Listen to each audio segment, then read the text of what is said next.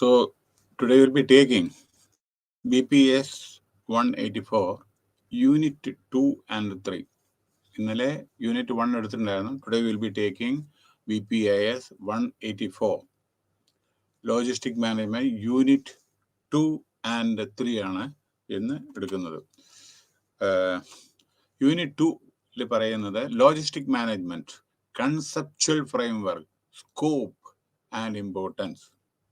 ഇതിനെ പറ്റിയിട്ടാണ് unit 2 logistic management conceptual framework, അതായത് ആശയപരമായ ഇത് ഫ്രെയിംവർക്കും സ്കോപ്പും ആൻഡ് അതിന്റെ പ്രാധാന്യം വളരെ വളരെ പ്രാധാന്യമുണ്ട്. മനസ്സിലായോ? അത് ഓരോന്നും പറയാം. Logistic management conceptual framework, logistic ഇതിലെ ഈ ചാപ്റ്റർ പറയുന്ന logistic management specific concept and scope of logistic management. ഇവിടെ പറയുന്നത് എന്താണെന്ന് വെച്ചാൽ എല്ലാം സ്പെഷ്യലൈസേഷനാണ്. അതായത് ക്വാളിഫൈഡ്, അതായത് ടാലന്റഡ് ആയിട്ടുള്ള ആളുകൾ വേണം ഇത്തരത്തിലുള്ള കാര്യങ്ങൾ ചെയ്യാൻ. കാരണം എന്താ വെച്ചാൽ when we are procuring materials for the company, അല്ലെങ്കിൽ ഗവൺമെന്റ് ഡിപ്പാർട്ട്മെന്റ് ആയിക്കോട്ടെ, വിത്ത് ലെസ് എക്സ്പെൻഡിച്ചർ, അതായത് ക്വാളിറ്റി പ്രൊഡക്ട്സ് ആണ് നമ്മൾ മേടിക്കേണ്ടത്. അത് എവിടുന്ന് കിട്ടുക? ഈസിലി, അല്ലെങ്കിൽ ചീപ്പല്ല. അതിന്റെ അർത്ഥം ക്വാളിറ്റിയിൽ ഒരു വിധത്തിലുള്ള കോംപ്രമൈസും പാടില്ല. പിന്നെ ഇമ്പോർട്ടൻസ് ഓഫ് ലോജിസ്റ്റിക് മാനേജ്മെന്റ്, അതിനെ പറ്റിയിട്ടും നമ്മൾ കുറച്ച് ഇന്ന് പറയുന്നതാണ്. ഓക്കെ, ഇതിൽ ഇൻട്രൊഡക്ഷൻ എന്താണ്? The term logistics includes multitude of functions in. ഇതിനു മുമ്പേ ഒരു കാര്യം കൊണ്ട് പറയാം, ഈ മെറ്റീരിയൽ മാനേജ്മെന്റിന്റെ post grade diploma, post grade degree ഇതെല്ലാം ഉണ്ട്. പണ്ട് ഇത്തരത്തിലുണ്ടായിരുന്നില്ല. പർച്ചേസ് ഡിപ്പാർട്ട്മെന്റ് എന്നൊക്കെ പറഞ്ഞിരുന്നുള്ളൂ. ഇപ്പൊ അതല്ല, complete management concept has change. അപ്പൊ അതുകൊണ്ട് ഓരോന്നും പുതിയ എന്താ പറയുക കൺസെപ്റ്റ്സ് നമ്മൾ ഇവോൾവ് ചെയ്തിട്ടുണ്ട്. അതിന്റെ ശേഷമാണ് ഇതൊക്കെ മെറ്റീരിയൽ മാനേജ്മെന്റ് ഡിപ്പാർട്ട്മെന്റ് എന്നൊക്കെ വന്നത്. അപ്പൊ അതിന്റെ അർത്ഥം, ചില അർത്ഥങ്ങളുണ്ട് അതിന്റെ. How to manage this type of affairs. പണ്ട് പർച്ചേസ് ഡിപ്പാർട്ട്മെന്റ് എന്ന് പറഞ്ഞാൽ സാധനങ്ങൾ പർച്ചേസ് ചെയ്യണു, ഓക്കെ, അല്ലെങ്കിൽ എവിടെ നിന്ന് കിട്ടുന്ന വെണ്ടറെ ഇതിനൊക്കെ നോക്കുന്നു, ഇത്രേ ഉള്ളൂ. പക്ഷെ ഇത് അങ്ങനെയല്ല. Planning, execution, everything, customer satisfaction, production, uninterrupted production, ഇതൊക്കെ എൻഷുർ ചെയ്യുന്ന ലോട്ട് ഓഫ് എഫക്ട് വളരെയധികം കഴിവുള്ളവരായിരിക്കും. കാരണം അതുകൊണ്ടാണ് ടോപ്പ് ലെവലിലുള്ള ആളുകളെല്ലാം ഹൈലി കോമ്പറ്റന്റ് അല്ലെങ്കിൽ പ്രൊഫഷണൽസ് ആയിരിക്കണം. പിന്നെ ഇന്നലെ പറഞ്ഞ പ്രകാരം ഈ മണി, നമ്മുടെ മെറ്റീരിയൽ മാനേജ്മെന്റ് എന്ന് പറഞ്ഞാൽ ലോജിസ്റ്റിക് മാനേജ്മെന്റ് പൈസ പുറത്തേക്ക് പോകണം, കമ്പനിയുടെ പൈസ പുറത്തേക്ക് പോകണം. അപ്പൊ ഒരു റുപ്യ പുറത്തേക്ക് പോകുമ്പോൾ അതിൻ്റെതായ പ്രത്യേകത ഇപ്പുറത്തുണ്ടാവും. കാരണം എന്താണെന്ന് വെച്ചാൽ money we had to make all efforts, to reduce the expenditure towards the purchase of any material. മനസ്സിലല്ലേ? അപ്പൊ അതുകൊണ്ട് നമ്മൾ നെഗോഷിയേറ്റ് ചെയ്തിട്ട്, പാർട്ടിയുടെ അടുത്ത് നെഗോഷിയേറ്റ് ചെയ്തിട്ട് എത്രത്തോളം ഗവൺമെന്റിലൊക്കെ ഉണ്ട് L1, ലോവസ്റ്റ് 1. ലോവസ്റ്റ് എന്ന് വിചാരിച്ചാൽ ക്വാളിറ്റിയിൽ ലോവസ്റ്റ് അല്ലേ, അതിന് തിരിതിരിക്കരുത്. കാരണം കുറെ കൊട്ടേഷൻ മേടിച്ച് അതില് നമ്മളെല്ലാ ഇതിലും കമേഴ്സ്യലും മറ്റേതൊക്കെ നോക്കിയതിന് ശേഷം അതിൽ ബെസ്റ്റ് ആയിട്ടുള്ള ആളുകളെ അവരുടെ ഹിസ്റ്റോറി ബാക്ക്ഗ്രൗണ്ട് എന്താണ് അതെല്ലാം നോക്കിയതിന് ശേഷം മാത്രമേ നമുക്ക് ചെയ്യാൻ പാടുള്ളൂ. അല്ലാണ്ട് പ്രൈസ് കമ്മിയാക്കണം പറഞ്ഞിട്ട് ഏതെങ്കിലും മെറ്റീരിയൽസ് വാങ്ങിയാൽ പ്രൊഡക്ഷന് യൂസ് ചെയ്യാൻ പറ്റില്ല. ഓക്കെ, അപ്പൊ അതുകൊണ്ട് the term logistic includes multitude of function, ഒരുപടി ഫംഗ്ഷൻ ഉണ്ട്. അതായത് നമുക്ക് ഒരു പർച്ചേസ് ഡിപ്പാർട്ട്മെന്റിൽ നമുക്ക് ഓർഡർ പ്രോസസ് ചെയ്യണം, അത് കഴിഞ്ഞിട്ട് ആദ്യം പ്ലാനിങ് വേണം, എക്സിക്യൂഷൻ വേണം, ബഡ്ജറ്റ് വേണം, പൈസ വേണ്ടേ. Yearly we have to prepare logistic purchase department separate budget വേണം. നമ്മുടെ ഡിപ്പാർട്ട്മെന്റിനെ സബ്മിറ്റ് ചെയ്യണം. അതായത് ഹെഡിന് കോർപ്പറേറ്റ് ഹെഡിന്, ഓവറായിട്ട് ചീഫ് എക്സിക്യൂട്ടീവ് ഒക്കെ ഉണ്ടല്ലോ, അവർക്ക് ടോട്ടൽ എത്ര പർച്ചേസ് ചെയ്യണം ഈ കൊല്ലം. അതുകൊണ്ട് അത് എക്സ്പോർട്ട് എത്ര, ഇമ്പോർട്ട് എത്ര, ഇതിനനുസരിച്ചിട്ടിരിക്കും പർച്ചേസ്. അതായത് ഈ പർച്ചേസിൽ ബഡ്ജറ്റ് എങ്ങനെ തീരുമാനിക്കുക? നമ്മൾ എത്രത്തോളം പ്രൊഡ്യൂസ് ചെയ്യാൻ പോകുന്നുണ്ട്, അതായത് ക്വാണ്ടിറ്റി, അതനുസരിച്ച് എത്രത്തോളം മെറ്റീരിയൽ വേണം. ഡൊമസ്റ്റിക് മാർക്കറ്റിലാണോ നമ്മൾ കൊടുക്കുന്നത്, ഇന്റർനാഷണൽ മാർക്കറ്റിലാണോ ഈ മെറ്റീരിയൽ, ഈ domestically whether it is available or not, അതോ ഫോറിന്ന് മേടിക്കണോ. അപ്പോൾ ഫോറിന്ന് മേടിക്കണ സമയത്ത് റുപ്പി, ഡോളർ, ഇതിന്റെ ചേഞ്ച്, ഇതിന്റെ വ്യത്യാസം, ഇതിനനുസരിച്ചിട്ട് വേണം നമ്മളിതെല്ലാം ബഡ്ജറ്റ് ഉണ്ടാക്കാൻ വേണ്ടിയിട്ട്. പിന്നെ we have to make a provision always. നമ്മൾ ബഡ്ജറ്റ് ഉണ്ടാക്കിയാലും ഫ്ലക്ച്വേഷൻ വരും ചില സമയത്ത് റുപ്പി ഇതിന്റെ. അപ്പൊ അതുകൊണ്ട് നമ്മുടെ ഡോളറും പൗണ്ടും ഇതൊക്കെയുള്ള ഇതുണ്ടല്ലോ, അതിന് വ്യത്യാസം വരും. അപ്പൊ അതനുസരിച്ച് ബഡ്ജറ്റിന്റെ ചിലപ്പോൾ റിവിഷനും വേണ്ടി വരും. So the management of logistics calls for effective planning is very essential. അതായത് എവിടെയും planning is the primary thing. അതായത് പ്ലാനിങ് ഇല്ല, even your own career. Take the example our learners, dear learners, ഒരു പ്ലാനിങ് വേണം. അതായത് പ്ലാനിങ് ഇല്ലാത്തത് മലയാളത്തിലെ കടിഞ്ഞാണില്ലാത്ത കുതിരമാരിയായിരിക്കും. അതായത് if you are not having, if you don't have any vision or planning, then it will be difficult to achieve. അപ്പോൾ അതുകൊണ്ടാണ് പറയുന്നത്. അപ്പോൾ എന്താ പ്ലാനിങ് നോക്കൂ. ഇതിലെ നമ്മുടെ ലൈഫിൽ 3-4 ഇതിൽ നിങ്ങളുടെ പുസ്തകത്തിലുള്ളത് അല്ല കേട്ടോ, പുസ്തകത്തിലുള്ളത് നിങ്ങൾ വായിക്കുക. ഞാൻ പുതിയതാണ് ഞാൻ പറഞ്ഞു തരുന്നത് പലതും, ബാക്കിയൊക്കെ നിങ്ങൾ വായിക്കണം. You have to read again and again. I am telling you, casual approach should not be there. You will not get any grace mark from IGNOU. വളരെ ടഫ് വാല്യുവേഷൻ ആണ്, അക്കാഡമിക് സ്ട്രോങ് ആണ്, പ്രത്യേകം ശ്രദ്ധിക്കൂ. കാരണം മാർക്ക് കിട്ടിയതിന് ശേഷം എനിക്ക് ഇത്രേ കിട്ടിയിട്ടുള്ളൂ എന്ന് പറഞ്ഞിട്ട് ഒരു കാര്യമില്ല. അതുകൊണ്ടാണ് പറയുന്നത് read the text books, course materials. അത് വളരെയധികം അപ്ഡേറ്റഡ് ഉള്ള ഇതാണ്, അത് വായിക്കണം. കാരണം പരീക്ഷയുടെ 1-2 ഇത് ഡിസ്റ്റൻസ് ലേണിംഗ് ആണ്. വേറൊരു കാര്യം, പണ്ട് ഡിസ്റ്റൻസ് ലേണിംഗ് എന്ന് പറഞ്ഞിട്ട് നിങ്ങൾക്ക് ഡിഗ്രി സർട്ടിഫിക്കറ്റ് കിട്ടിയിട്ടുണ്ടെങ്കിൽ ഇപ്പോ തീരുമാനിച്ചത് എന്താണെന്ന് വെച്ചാൽ ഇത് റെഗുലറായിട്ട് ട്രീറ്റ് ചെയ്യും. റെഗുലറാണ്, അത് മറ്റുള്ള യൂണിവേഴ്സിറ്റിയിൽ നിന്ന് കിട്ടുന്ന അതേ ഡിഗ്രിയാണ്. അപ്പൊ അതുകൊണ്ട് ഒരു പ്രശ്നവും നിങ്ങൾക്ക് വരില്ല. പക്ഷേ ഇതിന്റെ കോഴ്സ് മെറ്റീരിയൽ വളരെ നമ്മുടെ ലേറ്റസ്റ്റ് ആണ്. അതുകൊണ്ട് വളരെ ശ്രദ്ധാപൂർവം നമ്മൾ. പക്ഷെ മറ്റുള്ള ചില സമയത്ത് യൂണിവേഴ്സിറ്റി ഉണ്ടല്ലോ, അവർക്ക് ഈ ഇങ്ങനെ അപ്ഡേറ്റ് ചെയ്യാനുള്ള സംരംഭം അല്ലെങ്കിൽ സാമ്പത്തിക സ്ഥിതി ഉണ്ടാവില്ല ചിലപ്പോൾ. ഇത് സെൻട്രൽ യൂണിവേഴ്സിറ്റി ആയതുകൊണ്ട് it is valid through out the country, even abroad also. So be careful, read the text properly again and again. I am telling you, because I used to get several WhatsApp messages. Sir, we got in the final examination this much mark, like that.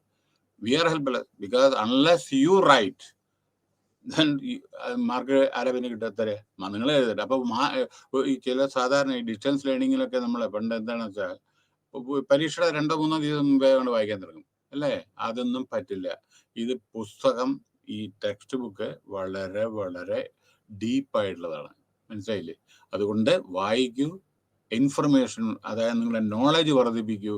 നിങ്ങളുടെ ambition, അതായത് ഇത് പാസ്സാവുക എന്ന് മാത്രമല്ല, ആ degree കൊണ്ട് നിങ്ങൾ എങ്ങനെ പ്രയോജനപ്പെടുത്തും, employment വൃത്തിയാവും, അതും കൂടി ആലോചിച്ചിട്ട് വേണം ഇതൊക്കെ, മനസ്സിലായില്ലേ? Okay, so it's scope wide that involves processing of orders. സാധാരണ നമുക്ക് ഓർഡർ പ്രോസസ് ചെയ്യുക, അതേമാതിരി മെയിൻ്റനൻസ് ഓഫ് ഇൻവെന്ററി. നോക്കൂ, ഇവിടെ ചില സാധനങ്ങൾ നമുക്ക് ഇന്നലെ ഓൾറെഡി ഞാൻ പറഞ്ഞു, നമുക്ക് സ്റ്റോക്ക് ചെയ്യേണ്ടി വരും. പർച്ചേസ് ചെയ്തിട്ട് സ്റ്റോക്ക് ചെയ്യുന്ന ചിലപ്പോൾ. അപ്പോൾ ഉദാഹരണം, ഏറ്റവും നല്ല example food corporation of India. എന്താണ് ഫുഡ് കോർപ്പറേഷൻ ഓഫ് ഇന്ത്യയുടെ ഡ്യൂട്ടി?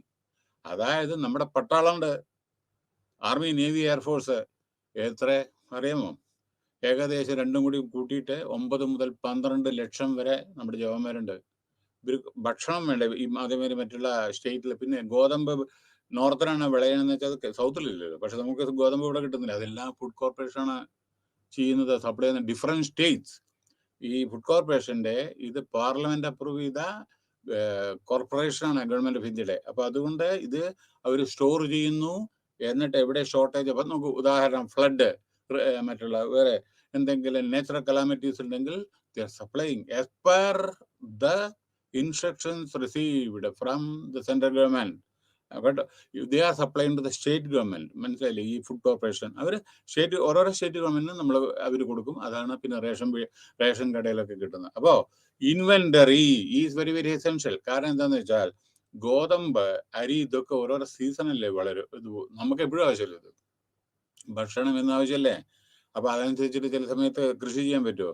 ചിലപ്പോൾ വേണ്ട. ചിലപ്പോൾ പണ്ട് 2-3 വിളയെടുത്തിരുന്നു, ഇപ്പോൾ വാട്ടർ ഷോർട്ടേജ് ആയതുകൊണ്ട് 1.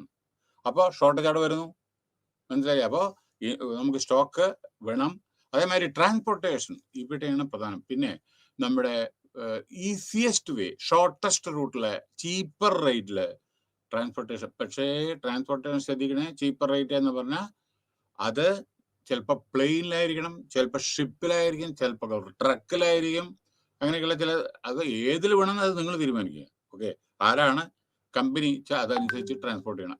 പക്ഷേ ഒരു കാര്യം ഓർക്കണം, അതായത് ഈ ട്രാൻസ്പോർട്ടേഷൻ റെക്കഗ്നൈസ്ഡ് ആയിരിക്കണം, ഇന്റർസ്റ്റേറ്റ് പെർമിറ്റ് ഉള്ളതായിരിക്കണം. ഇപ്പൊ ഞാൻ ട്രക്കിന്റെ കാര്യം പറഞ്ഞത്, അതേമാതിരി വാലിഡ് ലൈസൻസും ഇതെല്ലാം ഉള്ളതായിരിക്കണം. കാരണം നിങ്ങളുടെ മെറ്റീരിയൽ ഇവിടുന്ന് അയച്ചിന് അത് അവിടെ കിട്ടണം.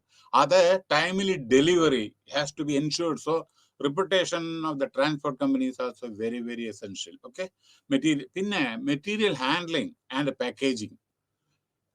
ഗ്ലാസ് ഒക്കെ ഉണ്ടല്ലോ, TV, ഇലക്ട്രോണിക് ഗുഡ്സ്, ഇതിന്റെ പാക്കേജിങ് ഒക്കെ ഇപ്പൊ നമ്മള് ജപ്പാനിൽ നിന്നും ഇവിടെ ചൈനയിൽ നിന്നൊക്കെ വരുന്ന എങ്ങനെയാ പാക്കേജിങ് ആണല്ലേ, അമേരിക്കയിൽ നിന്ന് ആമസോണിന്റെ ഒരു പാക്കേജിങ് അല്ലേ, ഇതെന്നെല്ലാം പഠിക്കേണ്ട. കാരണം അത് വളരെ സേഫ് ആണ്, എവിടെ കൊണ്ട് ഇട്ടാലും അത് പൊട്ടൂല്ല, യാതൊന്നുമില്ല. അങ്ങനെ വേണം, അല്ലെങ്കിൽ broken glasses everything will be there. So the unit acquaint, ഈ യൂണിറ്റ് നമ്മുടെ ലേണേഴ്സിന്, നിങ്ങളെ യഥാർത്ഥത്തിൽ ജോലി ചെയ്യുന്ന പലരും ഉണ്ടായിരിക്കാം, അതുകൊണ്ട് നമ്മൾ സ്റ്റുഡന്റ് എന്ന് പറയില്ല, ലേണേഴ്സ് ആണ് പറയുക കേട്ടോ. With the conceptual framework of logistic management is scope and important is familiarise the learner with certain key concept. അതായത് ലോജിസ്റ്റിക് മാനേജ്മെന്റിനെ പറ്റിയിട്ട് ഈ യൂണിറ്റ് കുറെ പറയുന്നു. സോ ലോജിസ്റ്റിക് മാനേജ്മെന്റ് ആശയപരമായ ഫ്രെയിംവർക്ക് എന്താണ്? ലോജിസ്റ്റിക് മാനേജ്മെന്റ് ഇന്നലെ പറഞ്ഞാൽ എന്താണ് ലോജിസ്റ്റിക് മാനേജ്മെന്റ്, എല്ലാം ഞാൻ വിവരിച്ചു തന്നല്ലോ. Is an integrating function which coordinates and optimise എല്ലാ ആക്ടിവിറ്റീസും, അതായത് മാർക്കറ്റിംഗ്, സെയിൽസ്, മാനുഫാക്ചറിങ്. എന്താ, പ്രൊഡക്ഷൻ ഇല്ലാതെ നമ്മൾ സപ്ലൈ ചെയ്യാൻ പറ്റുമോ? പ്രൊഡക്ഷൻ വേണ്ടേ? അപ്പോൾ എല്ലാ വേരിയസ്. പിന്നെ വേറെ കാര്യം, മെറ്റീരിയൽ ഡിപ്പാർട്ട്മെന്റിന് പർച്ചേസ് ചെയ്യണമെന്ന് വെച്ചാൽ ഓരോന്ന് സാധനം വാങ്ങണമെന്ന് വെച്ചാൽ കാശ് വേണ്ടേ? അപ്പോൾ you should have coordination with finance department, quality assurance department, quality control department, അതേമാതിരി സോ മെനി അതർ യുനോ. പിന്നെ ഓഫ് കോഴ്സ് സാധനം മാർക്കറ്റിംഗ് ഡിപ്പാർട്ട്മെന്റ് ആണ് പോകുന്നത് ഔട്ട് സൈഡ്, അത് നമുക്ക് വേറെ കാര്യം. പക്ഷേ നമ്മൾ ഫൈനാൻസ് ഡിപ്പാർട്ട്മെന്റിന്റെ നോക്കണം, പൈസ ഇതൊക്കെ ഇവരുടെ, കാരണം ഔട്ട് ഫ്ലോ ഓഫ് ഫണ്ട്സ് ആണ് നമ്മൾ പ്രൊജക്ട് ചെയ്യണം മുമ്പിൽ കൂട്ടിയിട്ട്, എന്നിട്ട് ബഡ്ജറ്റ് അപ്രൂവ് ചെയ്തതിന് ശേഷം ഇതൊക്കെ നമുക്ക് കിട്ടും. Anyway, so logistic management is part of supply chain management which plan, implement and control the efficient, effective, forward. പറയട്ടെ, എന്താ എഫിഷ്യന്റ്? ഏതാനും വർഷങ്ങൾക്ക് മുമ്പേ ഒരു ബാങ്കിലെ, ഒരു കമേഴ്ഷ്യൽ ബാങ്ക് വിചാരിക്കുക, എത്ര ആളുണ്ടായിരുന്നു? 25-30. സ്റ്റേറ്റ് ബാങ്ക് ഓഫ് ഇന്ത്യയിലെ 25 മുതൽ 30-35 വരെയൊക്കെയാണ് ഉണ്ടായിരുന്ന സ്റ്റാഫ്. ഇന്നോ വെറും 3-4 പേഴ്സണോ അല്ലെങ്കിൽ 5-10 പേഴ്സൺ കൊണ്ടാണ് ഒരു ബാങ്ക് ഫങ്ഷൻ ചെയ്യണത്. ഇപ്പോൾ ഈ HDFC ബാങ്ക് ഒക്കെ പോയി എത്ര പേരുണ്ടെന്ന്? Less than 10. ഓക്കെ. വേറെ മറ്റുള്ളത് ക്യാഷ് ഹാൻഡ്ലിങ് ഒരാള്, ക്രെഡിറ്റ് ഒരാള്, ഡെബിറ്റ് വേറൊരാള്, അതേമാതിരി റിക്കറിങ് അക്കൗണ്ട് ഒരാള്, കറണ്ട് അക്കൗണ്ട് വേറൊരാള്, അങ്ങനെയല്ലേ ഉണ്ടായിരുന്നത് പണ്ട്. പിന്നെ ലോണ് വേറൊരാള്, ഇത്തരത്തിലുള്ള ഓരോരോ ഇതാണ്. പക്ഷേ ഇന്ന് അതാണ് പ്രൊഫഷണൽസ് വേണമെന്ന് പറയുന്നത്. അതായത് MBA. പണ്ട് management MBA master of business administration, പണ്ട് എങ്ങനെയുണ്ടായിരുന്നത്? MBA സ്പെഷ്യലൈസേഷൻ ഉണ്ടായിരുന്നു, മാർക്കറ്റിംഗ്, അതേമാതിരി ഫൈനാൻസ്, ഓക്കെ, HR. ഇന്ന് MBA ഫസ്റ്റ് ഇയറിൽ കൺസേൺ സബ്ജക്റ്റ് ആണ്, സെക്കൻഡ് ഇയർ പലതും എലക്റ്റീവ് സബ്ജക്റ്റ് ആണ്. ദാറ്റ് മീൻസ് നിങ്ങൾ after second year or means you know മൂന്നാമത്തെ സെമിസ്റ്റർ സെക്കൻഡ് ഇയർ, ഓക്കെ, 4 സെമിസ്റ്ററാണ് ശരിക്കും MBA. 3-4 സെമിസ്റ്റർ എലക്റ്റീവ് സബ്ജക്റ്റ് ആണ്. ഇത് കഴിഞ്ഞ് you definitely you will become A professional. You should be able to handle any type of job, whether it is IT, whether it is bank, whether it is any other corporate or office or whatever is there. അതാണ് expectation from MBA. അതേ പ്രകാരമാണ് എല്ലാവരിൽ നിന്നും, മനസ്സിലായില്ലേ? അപ്പോൾ എങ്കിലേ പ്രവർത്തിക്കാൻ പറ്റൂ, ജോലി ചെയ്യാൻ പറ്റൂ. ഓക്കെ. പിന്നെ കിട്ടിയ ക്വാളിഫിക്കേഷൻ കൊണ്ട് മാത്രം മുമ്പാക്കം പോകാൻ പറ്റില്ല. അതേമാതിരി നമ്മൾ നമ്മുടെ നോളജ് വർദ്ധിച്ച് കൊണ്ടുവരണം. അത് സമയം കിട്ടുന്ന സമയത്ത് നമ്മൾ പഠിച്ച് കൂടുതൽ നോളജ് ഇല്ല എങ്കിൽ മേപ്പോട്ട് പോകാനും ബുദ്ധിമുട്ട് വരും. മനസ്സിലായില്ലേ? ഉദാഹരണം IT നോക്കൂ. ആദ്യം അനലോഗ് ടെക്നോളജി ഉണ്ടായിരുന്നത്, പിന്നെ ഡിജിറ്റൽ ടെക്നോളജി ആയി. നിങ്ങൾക്ക് ഡിജിറ്റൽ ടെക്നോളജിയെ പറ്റി അറിയില്ല എന്നുണ്ടെങ്കിൽ ഔട്ട് ഫ്രം IT കമ്പനി അല്ലേ? അപ്പോൾ എല്ലാം നമ്മൾ അറിഞ്ഞിരിക്കണം. പിന്നെ വേറൊരു കാര്യം, ഞാൻ സബ്ജക്റ്റിൽ പ്രവേശിക്കുന്നതിന് മുമ്പേ, സപ്പോസ് നിങ്ങൾ എന്തെങ്കിലും പഠിക്കുന്ന സമയത്തുണ്ടല്ലോ, ഇത് എന്തിനാ പഠിക്കണമെന്ന് നോക്കരുത് കേട്ടോ. എന്തിനാണ് പഠിക്കുന്നത്? ഇത് പഠിക്കുന്ന ഇന്നല്ലെങ്കിൽ നാളെ നിങ്ങൾക്ക് അത് ഉപയോഗപ്രദമാകും. അതെപ്പോഴാണ് വരുന്നത് നിങ്ങൾക്ക് അറിയില്ല. അതുകൊണ്ട് ഇത് പഠിച്ചിട്ട് എന്താ പ്രയോജനം, അല്ലെങ്കിൽ വേറെന്ത് പഠിച്ചിട്ട് പ്രയോജനം, അങ്ങനെ ഒരിക്കലും വിചാരിക്കരുത്. കാരണം നിങ്ങൾക്ക് കിട്ടുന്ന എപ്പോഴും നിങ്ങൾക്ക് അത് റിക്വയർഡ് ഡിഗ്രിയോ ഡിപ്ലോമയോ എന്തെങ്കിലും ഉണ്ടെങ്കിൽ എപ്പോഴും നിങ്ങൾ ഒരു ലെവൽ മീതെയും മറ്റുള്ളവരെക്കാട്ടിലും. മനസ്സിലായില്ലേ? അതുകൊണ്ട് ഇത് പഠിച്ചിട്ട് എന്താ ഗുണമെന്ന് അങ്ങനെ ഒരിക്കലും ഇതല്ല, ഞാൻ ഈ സബ്ജക്റ്റിനെ പറ്റിയിട്ടല്ല, ഏത് സബ്ജക്റ്റും പഠിക്കേണ്ട സമയത്ത് പഠിക്കുക. സമയം കിട്ടുന്ന whenever you get opportunity, try to increase your knowledge and skill, because there is a skill shortage throughout the country. Though we are having very good human resources, പക്ഷേ നമ്മുടെ സ്റ്റേറ്റിലായാലും ശരി, ഏത് സ്റ്റേറ്റിലായാലും ശരി, നമ്മുടെ രാജ്യത്തിലായാലും ശരി, സ്കിൽ ഷോർട്ടേജ് ഉണ്ട്. ലോകത്തിലാകമാന ഹ്യൂമൻ റിസോഴ്സസ് നമ്മുടെ India place vital role. ഒന്ന്, പക്ഷേ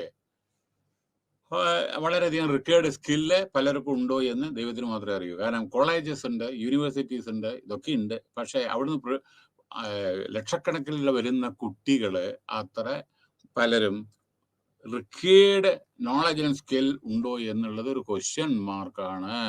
ഞാൻ I not talking about IIM or IIT or something, മറ്റുള്ള പല കോളേജസ്. പക്ഷെ ചില കോളേജുകൾ വെറും നെയിം സീക്കാണ്. അപ്പൊ അതുകൊണ്ട് ഡിഗ്രി എന്നല്ല, അത് എവിടുന്ന് എടുത്തു അല്ലെങ്കിൽ എങ്ങനെ എടുത്തു, അതിൽ നിങ്ങളുടെ കോൺട്രിബ്യൂഷൻ. മനസ്സിലായേ? അതായത് you have to work hard. പിന്നെ ഇത് ഞാൻ പറഞ്ഞു 2-3 സ്റ്റേജ് ഉണ്ട്. എന്തുകൊണ്ടത് പറയണം വെച്ചതിന് മുമ്പേ ഞാൻ അത് കഴിഞ്ഞിട്ട് ജസ്റ്റ് മേപ്പെട്ട് അങ്ങോട്ട് പോവാം. അതായത് 3-4 സ്റ്റേജാണ് നമ്മുടെ ജീവിതത്തിൽ. ഓക്കെ, ഒന്ന് എക്സ്പ്ലോറേറ്ററി സ്റ്റേജ് ആണ്. എക്സ്പ്ലോറേറ്ററി പറഞ്ഞാൽ എന്താ? ഒരു 18 വയസ്സ് മുതലോ അല്ലെങ്കിൽ 20 വയസ്സ് മുതൽ 28, 29 അല്ലെങ്കിൽ 30 വയസ്സ് വരെ അത് ഒരു എക്സ്പ്ലോറേറ്ററി സ്റ്റേജ് ആണെന്ന് പറയാം. ആ സമയത്ത് നിങ്ങൾക്ക് റിസ്ക് എടുക്കാം, എന്തും പഠിക്കാം. ഒരു കമ്പനിയിൽ നിന്ന് ജോലി കിട്ടിയാൽ മറ്റേ കമ്പനിക്ക് ചാടാം. കാരണം കൂടുതൽ ഓബ്ലിഗേഷൻ ആ സമയത്ത് ഉണ്ടാവില്ല. കാരണം ചില സമയത്ത് മാരേജ് ചെയ്തിടണം, ചില സമയത്ത് മാരേജ് ചെയ്തിട്ടുണ്ടാവില്ല. അതുകൊണ്ട് എന്ത് വേണിച്ചാലും ചില സമയത്ത് പഠിക്കാം. ഇത് കഴിഞ്ഞാൽ അത് കഴിഞ്ഞാൽ ഇത് ഒക്കെ പഠിച്ചിട്ട് വളരെ ബ്രില്യൻ്റ് ആയിട്ട് വരാം. അപ്പോൾ എക്സ്പ്ലോറേറ്റീവ് പറഞ്ഞാൽ you can explore all possibilities to come up in your life. Number 2 പിന്നെയാണ് നമ്മുടെ എസ്റ്റാബ്ലിഷ്മെന്റ് സ്റ്റേജ്. 30 വയസ്സ് മുതൽ 40 വയസ്സ് വരെ. ഇതൊന്നും പുസ്തകത്തിലില്ല കേട്ടോ, ഓർക്കണേ. 30 വയസ്സ് മുതൽ 40 വയസ്സ് വരെ മെയിൻ്റനൻസ് സ്റ്റേജ് ആണ്. മെയിൻ്റനൻസ് പറഞ്ഞാൽ ഉള്ള ജോബ് നിങ്ങൾ പ്രിസർവ് ചെയ്യണം, അല്ലെങ്കിൽ വിഷമിക്കും. വിവാഹം കഴിക്കണം, അല്ലേ? മക്കളുണ്ടാവും, അതേ സമയത്ത് ഇവർക്ക് സംരക്ഷിക്കണം. ലോട്ട് ഓഫ് ഓബ്ലിഗേഷൻ ഉണ്ടാവും. അച്ഛൻ, അമ്മ, ഇവരൊക്കെ ഉണ്ടാവില്ലേ? ഫാമിലി ലൈഫ്, അതാണ് 30 to 40. അപ്പോൾ ഉള്ള ജോബ് കളഞ്ഞാൽ എന്താണ്? ഒരാൾ ജോലി ചെയ്താൽ 5 ആൾ ജീവിക്കുന്ന പറഞ്ഞത്, പട്ടിണി കിടക്കില്ല എന്നാണ് പറയുന്നത്. അച്ഛൻ, അമ്മ അല്ലെങ്കിൽ ഭാര്യ, ഭർത്താവ് ഒക്കെ അറ്റ്ലീസ്റ്റ് 4-5 ആളോ ഭക്ഷണം കഴിക്കുക. അപ്പോൾ എസെൻഷ്യൽ ആണ് ജോബ്. അപ്പോൾ അത് നിങ്ങൾ കളയാൻ പറ്റില്ല. So you to establish in your life between 30 and 40. അതായത് കിട്ടുന്ന ജോലി കൊണ്ട് തൃപ്തിപ്പെട്ട് അതിൽ തന്നെ നിങ്ങൾ വളർന്നു വരാൻ വേണ്ടി ശ്രമിക്കണം. ഓക്കെ, അത് കഴിഞ്ഞിട്ട് 40 to 50 എന്താ അത്? Maintenance stage. ഉള്ളത് കൊണ്ട് തൃപ്തിപ്പെടുക. അതായത് എന്താ ഉള്ള വെച്ചാൽ അത് കൊണ്ട് നടക്കുക. അതായത് പിന്നെ ആ സമയത്തൊക്കെ ചില സമയത്ത് പുതിയ ജോലി കിട്ടാനൊക്കെ ബുദ്ധിമുട്ടായിരിക്കും. 40 to 50, മനസ്സിലായോ? അപ്പൊ അതുകൊണ്ട് ഉള്ള ജോബ് കളയാതെ നമ്മൾ കാത്തു സമയം. കാരണം എന്താ പറയുക, അപ്പോഴേക്ക് കൂടുതൽ നമുക്ക് ഓബ്ലിഗേഷൻസ് വരും. കുട്ടികളുടെ പഠനം, മാരേജോ ഇല്ലെങ്കിൽ വേറെ എന്തൊക്കെ, അങ്ങനെ പലതും വരും. അപ്പൊ അതൊരു maintenance stage. And the last, അതായത് 50 to 56 ആയിക്കോട്ടെ, 57 ആയിക്കോട്ടെ, 58 ആയിക്കോട്ടെ, 60 ആയിക്കോട്ടെ. എന്താ പറയാൻ കാരണം എന്ന് വെച്ചാൽ ചിലയിടത്ത് CPM റൂൾ സ്റ്റേറ്റിൽ 55 ആയിരുന്നു വെസ്റ്റ് ബംഗാളിലും കേരളത്തിലെ റിട്ടയർമെന്റ് ഏജ്. അതിപ്പോ 56 കേരളത്തില്. പബ്ലിക് സെക്ടറിൽ 58 ആണ്. സെൻട്രൽ ഗവൺമെന്റിൽ 60 ആണ്. ജുഡീഷ്യറിൽ അങ്ങനെയുണ്ട് 60, 62 അങ്ങനെയൊക്കെ പലതും ഉണ്ട്. മനസ്സിലായില്ലേ? അത് ഡിക്ലൈനിങ് സ്റ്റേജ് ആണ് ആ സമയത്ത്. കാരണം നമുക്ക് ആ സമയത്ത് 50 മുതൽ ഈ 58 അല്ലെങ്കിൽ 60 ഇടയിൽ വേറെ കമ്പനിയിൽ പോയിട്ട് ജോലി ചെയ്യാൻ പറ്റില്ല. കാരണം ഒഫ്കോഴ്സ് അതിൻ്റെ അർത്ഥം എന്താന്ന് വെച്ചാൽ നമ്മുടെ എത്രത്തോളം 50 വയസ്സ് ആൾറെഡി ആയല്ലോ. അപ്പൊ നമ്മൾ ഓരോരോ പോസ്റ്റിനും ഓരോരോ ജോബ് ഇതിന് ഡേറ്റ് ഓഫ് ബർത്തും മറ്റൊക്കെ ഉണ്ടല്ലോ, ഏജ് ഒക്കെ പ്രിസ്ക്രൈബ് ചെയ്തിട്ടുണ്ട്. അതുകൊണ്ട് ഇതൊക്കെയാണ് നമ്മുടെ സ്റ്റേജ്. അപ്പോ എന്തിനാണ് ഞാൻ പറഞ്ഞത് നിങ്ങൾക്കൊരു വിഷൻ വേണം. എന്താ വിഷൻ? ഞാൻ ഈ വയസ്സിൽ ഇത് ചെയ്യും, അല്ലെങ്കിൽ എൻ്റെ അംബിഷൻ ഇതാണ്. I want to become a scientist, I want to become a logistic management expert. I want to become an HR person or accounts manager. ചിലവർ പറയും ഞാൻ ഇത്ര വയസ്സിൽ ഞാൻ ഇതാവും, ഇത്ര വയസ്സിൽ ഇതാവും, ഇത്ര വയസ്സിൽ ഇതാവും. അങ്ങനെ പ്ലാനിങ് ചെയ്താൽ മാത്രമേ, അതായത് തിങ്ക് ഹൈ ആൾവേസ്, വളരെയധികം അബ്ദുൽ കലാം പറഞ്ഞ പ്രകാരം ആൾവേസ് നമ്മളെ തിങ്ക് ചെയ്തുകൊണ്ട് നമ്മൾ ഹൈ ഇതിൽ നിലനിലേ നമുക്ക് കുറച്ചെങ്കിലും നമുക്ക് അച്ചീവ് ചെയ്യാൻ പറ്റൂ. സെൽഫ് ആക്ച്വലൈസേഷൻ, വിചാരിച്ച സ്ഥലത്ത് എത്താൻ പറ്റൂ. Okay, so hard work is very, very essential. There is no substitute for that. Okay, next. ഇത് ജനറൽ ആയിട്ട് ഞാൻ പറഞ്ഞതാണ്. ആവശ്യം ഉണ്ട് എങ്കിൽ എടുക്കാം, അല്ലെങ്കിൽ റിജക്ട് ചെയ്യാം കേട്ടോ. Okay, logistic management specific concepts. Some of the specific concept and assumption for better logistic മാനേജ്മെന്റില് ഇത് ലീൻ ലോജിസ്റ്റിക് മാനേജ്മെന്റ്. അതായത് ലോജിസ്റ്റിക് മാനേജ്മെന്റ് നമ്മൾ എന്താണ് ചെയ്യുന്നത്, പൈസ വളരെയധികം കമ്മിയായിട്ട് ലെസ് എക്സ്പെൻഡിച്ചറിൽ നമുക്ക് എത്രത്തോളം ഒരു കമ്പ്യൂട്ടർ വേണം വിചാരിക്കുക, അത് എവിടുന്ന് മേടിക്കണം, ഏതാ ക്വാളിറ്റി, ഏതാണ് റേറ്റ്, ഇതൊക്കെ നമ്മൾ നോക്കണ്ടേ.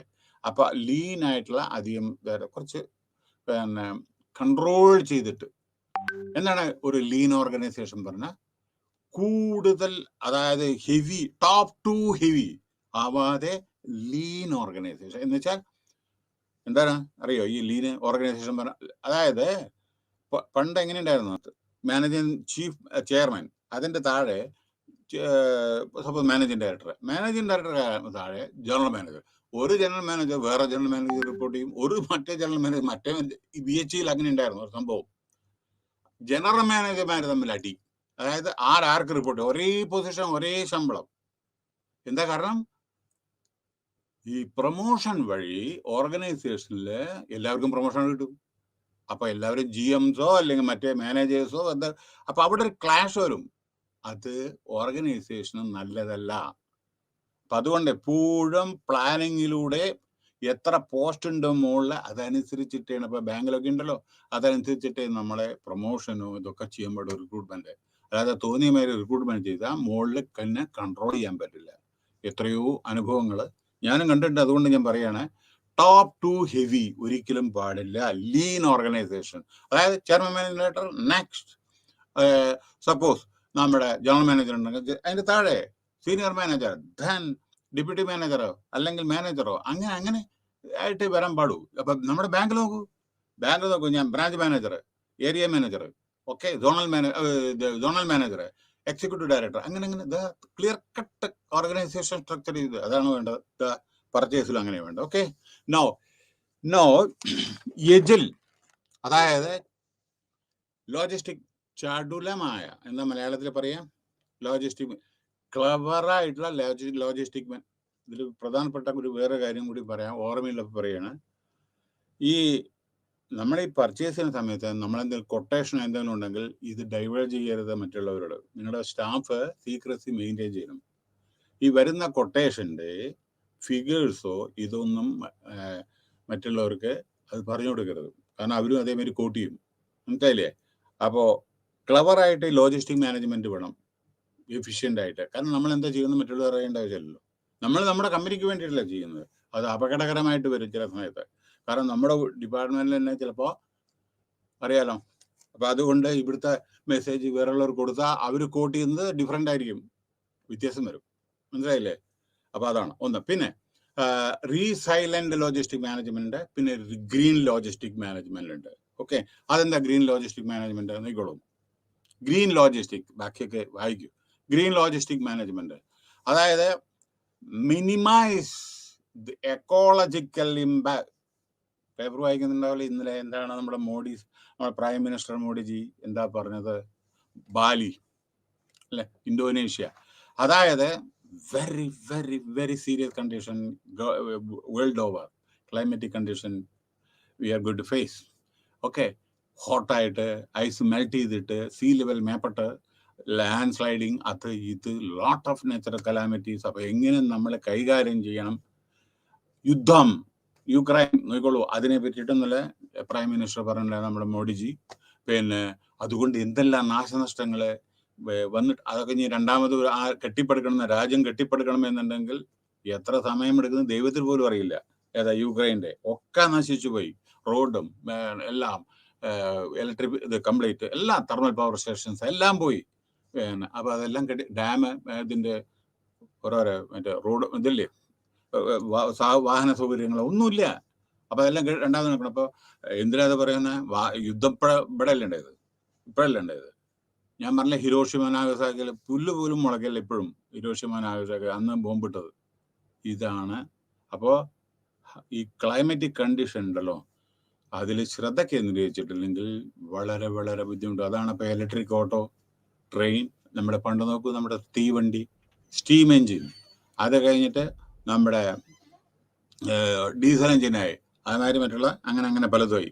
അപ്പോൾ ഇപ്പോൾ ഇതാ ഇലക്ട്രിക് ആയി. അപ്പോൾ ഇവിടെ എന്താണ് ഗ്രീൻ ലോജിസ്റ്റിക് ഡിസ്ക്രൈബ് എന്ന് പറയുന്നത്? Reduce, reuse, rework, refurbish. അതായത് ഓരോന്ന് ലെസ് ആയിട്ട് നമ്മൾ മേടിക്കുക, ആവശ്യമുള്ളത് മാത്രം റീയൂസ് ചെയ്യുക, ചില സമയത്ത് യൂസ് ചെയ്യാൻ പറ്റുന്ന റീയൂസ് ചെയ്യുക, റീവർക്ക് ചെയ്തിട്ട് അതിനെ റീവർക്ക് ചെയ്യുക, ഡ്യൂപ്ലിക്കസി ഇല്ലാതെ, റീഫർബിഷ്, അത് ശരിക്കും പ്രോപ്പറായിട്ട് നമ്മൾ ഡെക്കറേറ്റ് ചെയ്തിട്ട് എന്തെങ്കിലും ഇതിനെ റീക്ലെയിം ചെയ്യുക, റീസൈക്കിൾ ചെയ്യുക. പ്ലാസ്റ്റിക് ഒക്കെ, അതായത് വേറെ എന്തെങ്കിലുമൊക്കെ റീസൈക്കിൾ ചെയ്യുന്നില്ലേ, പല ടയറ്, അതന്നെ നമ്മൾ രണ്ടാമത് റിട്ടേണിങ് മറ്റേതൊക്കെ ചെയ്യുന്നില്ലേ, അത് റീമാനുഫാക്ചർ, രണ്ടാമത് മാനുഫാക്ചർ ചെയ്യുക. Okay. No, total logistic management. Total logistic management is an approach in which manager constantly communicate. അതായത് ഈ ടോട്ടൽ ലോജിസ്റ്റിക് മാനേജ്മെന്റ് പറഞ്ഞാൽ നമ്മുടെ സ്റ്റേക്ക് ഹോൾഡേഴ്സിനെ, ഓർഗനൈസേഷൻ സ്റ്റേക്ക് ഹോൾഡേഴ്സ് ആരാ? Shareholders, vendors, customers, government, employees, അതേമാതിരി ഇവരൊക്കെ. അപ്പൊ emphasise the importance of continuous quality improvement. ഇവരോടൊക്കെ ക്വാളിറ്റി ഇമ്പ്രൂവ് ചെയ്യാൻ വേണ്ടിയിട്ട്, അതാണ് total logistic management. Quality improve ചെയ്യണം. അപ്പൊ അതുകൊണ്ട് എല്ലാവരെയും ഇതിനെ പറ്റിയിട്ട് അവയർനെസ് കൊടുക്കണം. Scope of logistic management. The scope of logistic management involve order processing. Order കിട്ടിയാൽ അത് പ്രോസസ് ചെയ്യുക, inventory control, transportation, warehousing പറഞ്ഞാൽ ഗോഡൌൺ, മെറ്റീരിയൽ ഹാൻഡ്ലിംഗ് പ്രോപ്പറായിട്ട്, packaging, integrated throughout the network facilities, നമ്മുടെ telecommunication facilities. Goal to support procurement. നമ്മൾ procure ചെയ്യുമ്പോൾ manufacturing എന്താണ് manufacture, അതനുസരിച്ച് പ്രൊക്യൂർ ചെയ്യുക. പിന്നെ നമ്മളെ പ്രൊഡ്യൂസ് ചെയ്തതിൻ്റെ കസ്റ്റമർ സർവീസ് ഓപ്പറേഷൻസും വളരെ സർവീസിന് കസ്റ്റമറെ എങ്ങനെ സർവീസ് ചെയ്യണം അത്. പിന്നെ the scope of logistic management include business logistic, material management, physical distribution. Distribution relates to outbound logistic, പുറമേക്ക് കൊടുക്കുന്ന സാധനങ്ങൾ. അതായത് ഇൻബൗണ്ട് പറഞ്ഞാൽ നമ്മുടെ ഫാക്ടറിയിൽ വരുന്നത്, ഔട്ട് ബൗണ്ട് ലോജിസ്റ്റിക് പറഞ്ഞാൽ പുറത്തേക്ക് കൊടുക്കുന്നത്. സപ്ലൈ മാനേജ്മെന്റ് പറഞ്ഞാൽ ഇവിടെ നമ്മൾ എങ്ങനെ സപ്ലൈ ചെയ്യുന്നു, അല്ലെങ്കിൽ നമ്മൾ ഇങ്ങോട്ട് വരുന്നത് എങ്ങനെയാണ് വരുന്നത്, എപ്പോഴാണ് വരുന്നത്, എത്ര ക്വാണ്ടിറ്റിയാണ് വരുന്നത്, അപ്പം നമ്മൾ എന്തെല്ലാം ചെയ്യണം, പോർട്ടലിൽ പോകണോ, എയർപോർട്ടിൽ പോകണോ, അതേമാതിരി ഡെമറേജ് വരും, അവിടെ ഗോഡൗൺ ഉണ്ടോ, ഇതൊക്കെ നോക്കണം. ഡീസെൻട്രലൈസ്ഡ് ലോജിസ്റ്റിക് മാനേജ്മെന്റ്, അതായത് നമ്മളെ വിതരണം എവിടെയെങ്കിലും ഇതൊന്ന് ഒരു സ്ഥലത്തു നിന്ന് മറ്റുള്ള സ്റ്റേറ്റുകൾക്കോ ഏരിയകൾക്കോ വിതരണം ചെയ്യുന്നത്. മനസ്സിലായോ? Importance of logistics management. Logistic management helps organizations seeking to use logistics as a key to gain competitive advantage. Logistics management involves numerous elements, including choosing the most effective routes for transportation, shortest effective route. പിന്നെ discovering the most competent delivery method. വളരെ competent ആയിട്ടുള്ള delivery മെത്തേഡാണ് വേണ്ടത്. പിന്നെ software, കമ്പ്യൂട്ടറൊക്കെ നോക്കിയിട്ട് IT-ലൊക്കെ നോക്കുമ്പോൾ നമുക്ക് പെട്ടെന്ന് എവിടെ നിന്ന് ട്രാക്ക് ചെയ്യാൻ പറ്റും, സാധനം എവിടെ പോയി, എങ്ങനെ, എപ്പോൾ എത്തും, ഇതൊക്കെ നമ്മൾ കമ്പ്യൂട്ടറിൽ നിന്ന് നമുക്ക് ചെയ്യാൻ പറ്റും. ഇപ്പോൾ ഒരു കൊറിയർ അയച്ചെങ്കിൽ നമ്മൾ ആ നമ്പർ കിട്ടിയിട്ടുണ്ടെങ്കിൽ നമ്പർ എവിടെ ഇപ്പോൾ കിടക്കണം, വെതറിറ്റി ചെന്നൈ, വെതറിറ്റി കൽക്കട്ട, വെതറിറ്റി, മനസ്സിലായോ? Okay. No, logistic management is important for the following reason. ഈ എന്തിനാണ് ലോജിസ്റ്റിക് മാനേജ്മെന്റ്? കോസ്റ്റ് റിഡക്ഷൻ, ഇത്, പിന്നെ ആൻഡ് പ്രോഫിറ്റ് മാക്സിമം. കോസ്റ്റ് ഇതാണ്, പ്രോഫിറ്റ് കൂടും. പിന്നെ എഫിഷ്യൻറ്റ് ഫ്ലോ ഓഫ് മാനുഫാക്ചറിങ്, അങ്ങനെ. അപ്പോൾ അൺഇൻറപ്റ്റഡ് മാനുഫാക്ചറിങ് പ്രോസസ്. പിന്നെ കോമ്പറ്റേറ്റീവ് എഡ്ജ്, പ്രോംപ്റ്റായിട്ട് സാധനം കിട്ടുക. ഇന്ന് വാങ്ങുന്ന സാധനത്തിന് നാളെ വില കൂടും. അപ്പോൾ ഇന്ന് വാങ്ങേണ്ടത് ഇന്ന് വാങ്ങിയിട്ടുണ്ടെങ്കിൽ വില അത്ര. പാലിന് ഇപ്പോൾ ഉദാഹരണം, ഇന്ന് പാല് വാങ്ങിയാലും 3-4 ദിവസം കഴിഞ്ഞാൽ ഒരു മിൽമ പാലിൻ്റെ വില കൂട്ടുന്നു. മനസ്സിലായോ? അപ്പോൾ അന്ന് നമ്മൾ കൂടുതൽ വാങ്ങുമ്പോൾ അതിനുള്ള വില കൂടും. അപ്പം നമ്മുടെ റേറ്റും കൂടും, കസ്റ്റമർ അത് സഫർ ചെയ്യണം. അപ്പോൾ അതെല്ലാം ഓർക്കുക. Competitive edge. Effective communication system. അപ്പോൾ ഈ കമ്മ്യൂണിക്കേഷൻ പറയുന്നത് ഏത് യൂസ് ചെയ്യണമെന്ന് ആദ്യം അറിയണം.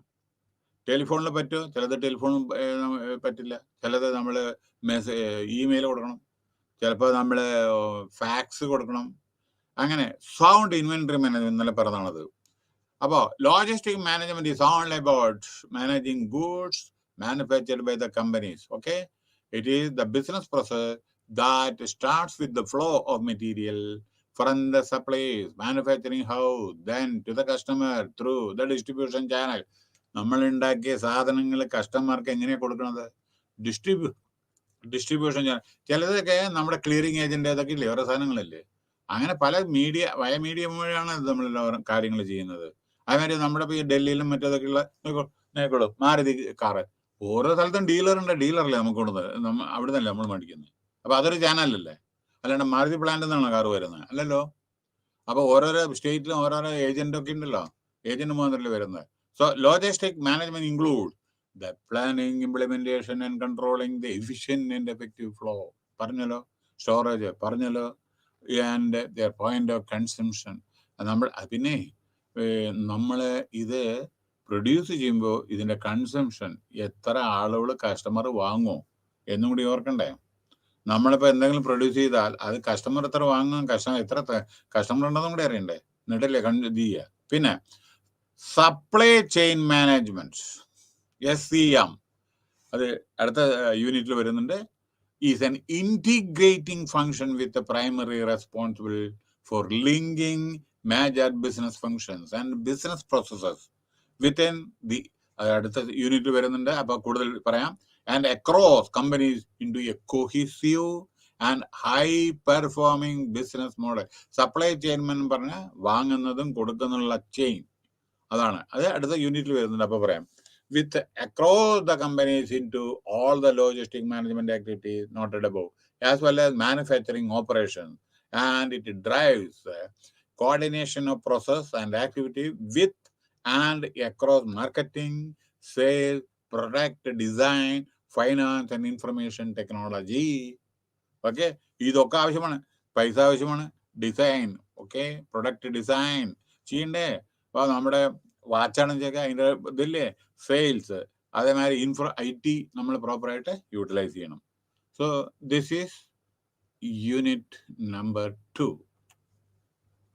Unit number 3, logistic and supply chain management interrelationship. ഇതാണ് unit 3. Supply chain management, SCM, supply chain management conceptual framework, ആശയപരമായ ഫ്രെയിംവർക്ക്. അതായത് ഇതിൽ പറഞ്ഞത് എന്തൊക്കെയാണ് ഈ ചാപ്റ്ററിൽ? Distinction between logistics and supply chain അതായത് ലോജിസ്റ്റിക് എന്താണ്, സപ്ലൈ ചെയിൻ മാനേജ്മെന്റ് എന്താണ്, വ്യത്യാസങ്ങൾ. സപ്ലൈ ചെയിൻ മാനേജ്മെന്റ് ആക്ടിവിറ്റീസും പ്രോസസ്സസും, application of tools of supply chain management areas, supply chain management challenges. അതാണ് അടുത്തത്. ഇൻട്രൊഡക്ഷൻ. ഇനി ശ്രദ്ധിക്കൂ, നമ്മൾ പറയാൻ പോകുന്ന ഇത് സപ്ലൈ ചെയിൻ മാനേജ്മെന്റ് യൂണിറ്റില്, ഈ unit supply chain management SCM, ശ്രദ്ധിച്ചോളൂ, SCM എന്ന് പറഞ്ഞാൽ supply chain management. Okay, 1 second, logistics. Okay. Now, supply chain management encompasses a series of interrelated പല വിധത്തിലുള്ള ആക്ടിവിറ്റീസും കൂടി combine ചെയ്തായിട്ടുള്ളത്.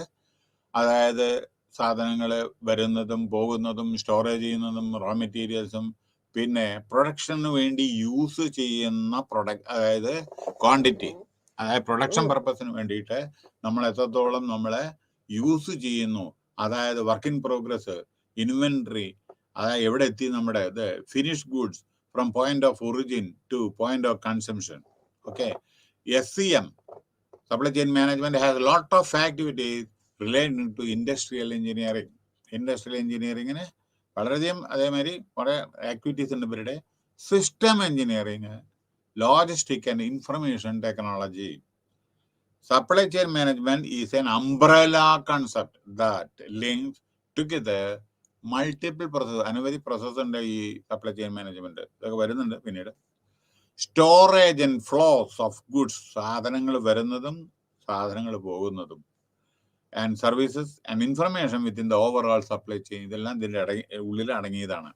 This unit familiarises with important aspects of interrelationship between SCM, അതായത് supply chain മാനേജ്മെന്റും ലോജിസ്റ്റിക്കിനെ പറ്റിയിട്ടാണ് ഈ ചാപ്റ്ററിൽ പറയുന്നത്. അപ്പോൾ supply chain management conceptual framework. ഈ സപ്ലൈ ചെയിൻ ശരിക്കും ശ്രദ്ധിക്കുക, supply chain is A complex and dynamic supply and demand network with the sequence of organization in their facilities, functions and activities, which are involved in production and delivery of a product or service. അതായത് നമ്മുടെ സാധനം ഒരു complex പ്രൊസീജിയറാണത്.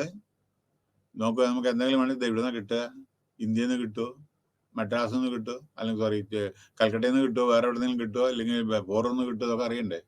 Dynamic പ്രോസസ്സാണ് അതൊക്കെ, പെട്ടെന്ന് കിട്ടുമ്പോൾ സാധനങ്ങൾ. So demand network with the sequence of organisation in their facilities, functions and activities which are involve in production and delivery. Produce ചെയ്യണം, ഡെലിവറി പ്രോപ്പറായിട്ട് കൊടുക്കണം, ആൻഡ് ആ ഡെലിവറി ശേഷം പ്രൊഡക്റ്റിന്റെ സർവീസും ഈക്വലി ഇമ്പോർട്ടൻ്റ് ആണ്. So it comprises a network of supplies, distributors, distribution centres, retail. നോക്കൂ, റീറ്റെയിലറില്ലേ, നമ്മുടെ ഓരോ സാധനങ്ങൾ ബൾക്കായിട്ട് വാങ്ങിയിട്ട് റീറ്റെയിൽ കൊടുക്കുന്നില്ല, അതിനെ all have a common goal or transforming and delivering the final products to. എല്ലാവരുടെ ഉദ്ദേശം എന്താണ്? കസ്റ്റമർക്ക് കൊടുക്കുക, ആർക്കാ ആവശ്യം അവർക്ക് കൊടുക്കുക, അതന്നെയല്ലേ എല്ലാവരുടെ ഉദ്ദേശം. അപ്പൊ customer like A God, customer അല്ലാണ്ട് എങ്ങനെ ഇതൊക്കെ? ഗാന്ധിജി പറഞ്ഞ മാതിരി നമ്മുടെ ഒരു കസ്റ്റമർ നമ്മുടെ വീട്ടിൽ വന്നാൽ അവരെ ട്രീറ്റ് ഹിം പ്രോപ്പർലി, അവരാണ് നമ്മുടെ ഇത്, നമ്മൾ നിലനിർത്തിക്കുന്നത് കസ്റ്റമർ അല്ലേ.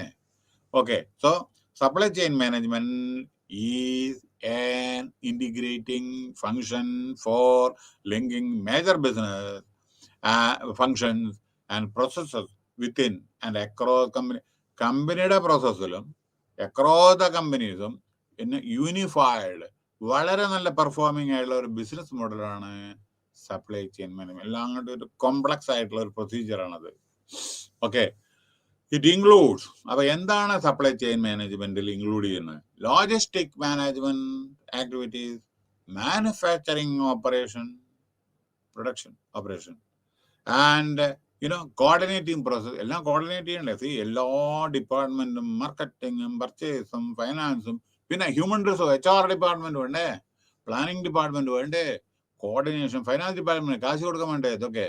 അപ്പൊ ഇതെല്ലാ കോർഡിനേഷൻ ചെയ്യണം. പിന്നെ മാർക്കറ്റ് ചെയ്യണ്ടേ, അപ്പൊ മാർക്കറ്റിംഗ് ഡിപ്പാർട്ട്മെന്റ് വേണം. Sales, product design, research and development. Product design ചെയ്യണ്ടേ, റിസർച്ച് ആൻഡ് ഡെവലപ്മെന്റ്, ഏതെല്ലാം നോക്കിക്കോളൂ. നമുക്ക് ഓരോരോ പ്രൊഡക്റ്റ് കിട്ടുന്നുണ്ടല്ലോ, ഇപ്പൊ ക്യാമറയിൽ, നെറ്റ്വർക്ക്, ഓരോരോ കമ്പനി ഓരോ വിധത്തിലല്ലേ ഡിസൈൻ ചെയ്യുന്നത്.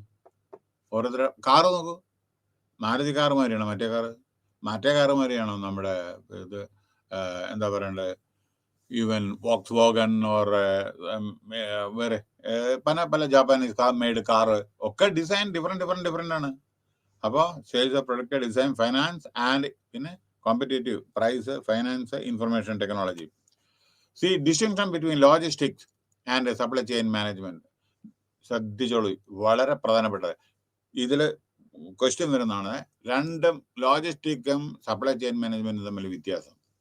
The key differences between logistic and supply chain management എന്താണ്? ഒന്ന്, supply chain covers procurement. Supply chain procurement, logistic and other functions, while logistic is a separate function.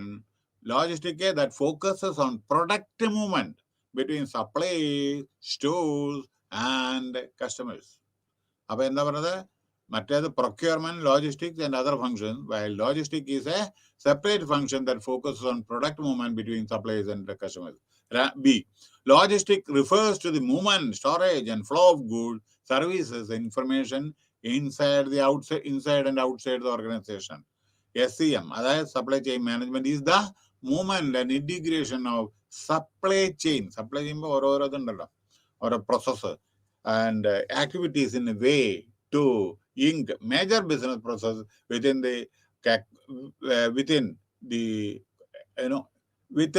across companies into a high performing business model. പിന്നെ logistic management mostly involves transportation functions, movement of freight, സാധനങ്ങളെ ഒരു സ്ഥലത്ത് നിന്ന് മറ്റേ സ്ഥലത്തേക്ക് ടൈമിന് delivery ചെയ്യുന്നത്, വളരെ കോസ്റ്റ് എഫിഷ്യൻ്റ് ആയിട്ടുള്ളത്. പിന്നെ പാർട്ട്ണർഷിപ്പ് ചില സമയത്തുണ്ടല്ലോ, ഓരോന്ന് നമ്മൾ ഇവിടുന്ന് അതുവരെ അത് അവിടുന്ന് വേറൊരു സ്ഥലത്തേക്ക് മറ്റുള്ളവർ, അങ്ങനെ ട്രാൻസ്പോർട്ടേഷൻ്റെ കൊളാബറേഷൻ വേണം.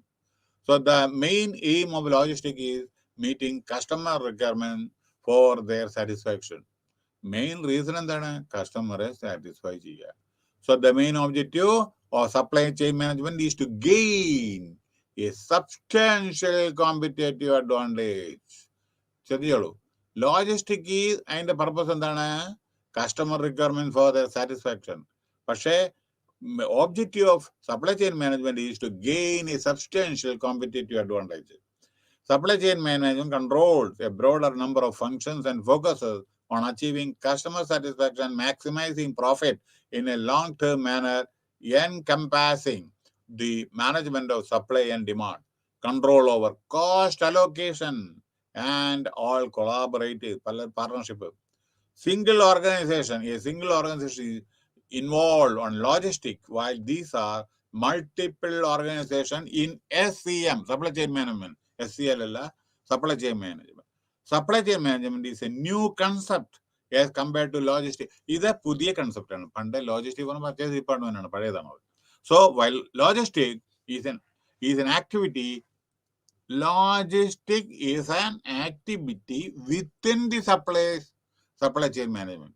സപ്ലൈ ചെയിൻ മാനേജ്മെന്റിന്റെ ഉള്ളിലുള്ള ഒരു ആക്ടിവിറ്റിയാണ് supply chain management activities and processes. Supply chain management involve a series of activities which may or may not be interconnected to one another, the important component being supply chain management planning. അത്യാവശ്യമാണ്. Planning വേണമല്ലോ, പറഞ്ഞല്ലോ ഞാൻ. അതായത് supply എന്തൊക്കെയാണത്, എപ്പോഴാണ്, ഇതെല്ലാം നമ്മൾ planning ചെയ്യണം. Planning എൻ്റെ വളരെയധികം പ്രോപ്പറായിട്ട്. പ്ലാനിങ്ങിൽ എന്തെങ്കിലും ലാബ്സ് വന്നിട്ടുണ്ടെങ്കിൽ വളരെയധികം ബുദ്ധിമുട്ട്. ഒരു പാലം പണിയുമ്പോൾ പ്ലാനിങ്ങിന് ചിലപ്പോൾ ഒരു ഇത് ചെല്ലുന്നുണ്ടെങ്കിൽ ഒരു ചെറിയൊരു ഹുക്ക് മതി. ട്രാഫിക് ആക്സിഡന്റ് അങ്ങനെ നേരെ പോയിട്ട് പ്രോപ്പറായി പ്ലാൻ ചെയ്തില്ലെങ്കിൽ വാഹനങ്ങൾ നേരെ പോയിട്ട് ബ്രിഡ്ജിൽ നിന്ന് കിപ്പിട്ട് വിടും, അല്ലേ? അതേമാതിരി എല്ലാ കാര്യങ്ങളും നിങ്ങൾ ആലോചിച്ച് നോക്കും. എല്ലാവരും പ്ലാനിങ് പ്രോപ്പർ അല്ല എന്നുണ്ടെങ്കിൽ നമ്മളിപ്പോൾ റോക്കറ്റ് പോവോ, ചന്ദ്രനിലേക്ക് മറ്റേ ഇവിടേക്കൊക്കെ പോവോ? പ്ലാനിങ് ഉണ്ട്. പിന്നെ ഇൻഫർമേഷൻ, എന്ത് നിങ്ങൾ ചെയ്യുമ്പോൾ ഇൻഫർമേഷൻ പാസ് ഓൺ ചെയ്യുക ആ കൺസേൺഡ് ആളുകൾക്ക്. സോഴ്സ്, എവിടെ നിന്നാണ്, എന്തെല്ലാമാണ്, എപ്പോഴാണ് ഇതൊക്കെ കിട്ടുന്നതൊക്കെ. പിന്നെ പ്രൊഡക്ഷൻ ശ്രദ്ധിക്കേണ്ട. പ്രൊഡക്ഷൻ പ്രൊസീജിയേഴ്സ് ഉണ്ട്, അതിന് മിഷറി വേണം, നല്ല ട്രെയിൻഡ് മാൻ പവർ വേണം. പ്രൊഡക്ഷൻ പെട്ടെന്ന് ഒരു എക്സ്പീരിയൻസ് ഇല്ലാണ്ട് ആൾ പോകാൻ പറ്റില്ല, അതിന് മുമ്പേ ട്രെയിനിങ് കൊടുക്കണം. പിന്നെ delivery, timely delivery to the customers വളരെ വളരെ എസെൻഷ്യൽ ആണ്. അല്ലെങ്കിൽ കസ്റ്റമർ സാറ്റിസ്ഫൈഡ് ആവില്ല, പിന്നെ രണ്ടാമത് ഓർഡർ പ്ലേസ് ചെയ്യില്ല. ശ്രദ്ധിക്കുക. അതായത് ഇന്ന് ഓർഡർ നിങ്ങൾ അന്നിപ്പോൾ സപ്ലൈ ചെയ്യേണ്ടത് നിങ്ങൾ ഒരു മാസം കഴിഞ്ഞ് സപ്ലൈ ചെയ്താലോ അവർ റിജക്റ്റ് ചെയ്യും. മനസ്സിലായില്ലേ?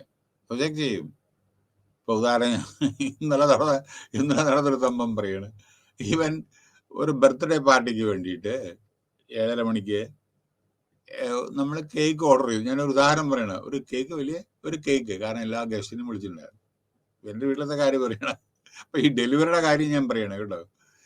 എല്ലാരും വിളിച്ച് കേക്ക് മാത്രമല്ല, കേക്ക് എത്തിയത് 10:30, ആളുകളെ വിളിച്ചത് 7:30, 10:30 കേക്ക് വന്നത്. അപ്പൊ അടുത്ത പ്രാവശ്യം അവരിൽ നിന്ന് വാങ്ങുമോ? ഇതന്നെയാണ്. ടൈമിൽ ഡെലിവറി ഇല്ല എങ്കിൽ ഓർഡർ അടുത്ത പ്രാവശ്യം കിട്ടും എന്ന് വിചാരിക്കണ്ട.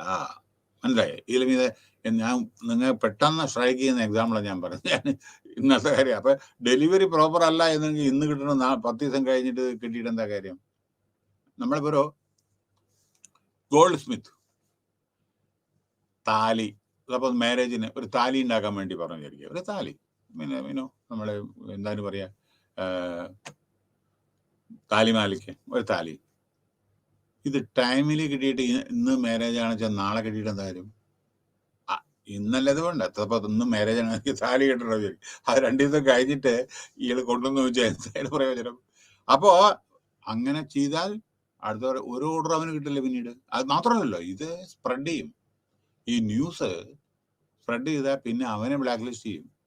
മനസ്സിലായോ? അപ്പൊ അതേമാതിരി തന്നെയാണ് ഇതും. പിന്നെ റിട്ടേൺ ഓഫ് ഗുഡ്സ്, ചില സമയത്ത് സാധനം കൊടുത്ത് തിരിച്ചെടുക്കേണ്ടി വരും കേട്ടോ. എന്താ കാരണം അറിയുക, അവര് 50 എണ്ണം പറഞ്ഞ് നിങ്ങൾ 100 അയച്ചാലോ? സപ്പോസ് 50 എണ്ണം പറഞ്ഞിരിക്കുക, നിങ്ങൾ 100 എണ്ണം പറഞ്ഞ് അവർക്ക് 50 എണ്ണത്തിന് ആവശ്യമുള്ളൂ. അപ്പൊ നിങ്ങൾ 100 അയച്ചാലോ?